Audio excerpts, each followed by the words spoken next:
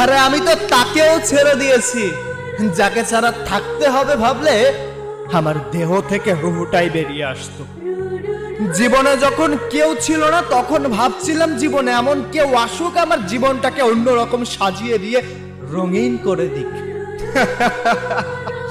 সে কিন্তু আমার জীবনে এসেছিল, সে আমার জীবন রঙিনও করেছিল। কিন্তু বিচ্ছেদের যন্ত্রণা যে এতটা ভয়ঙ্কর হবে যদি জানতাম, তাহলে কোনোদিন এই জীবনে কাউকে চাইতাম না। আমি সেই সব মানুষদেরকে একটা কথা বলতে চাই যে মানুষগুলো এখনো কোনো সম্পর্কে জড়ায় নাই।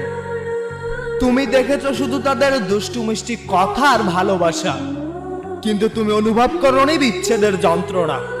বিচ্ছেদের যন্ত্রণা কেমন হয় যদি তুমি জানতে চাও, তাহলে কারো প্রতি অসীম পরিমাণে মায়ায় জড়াও।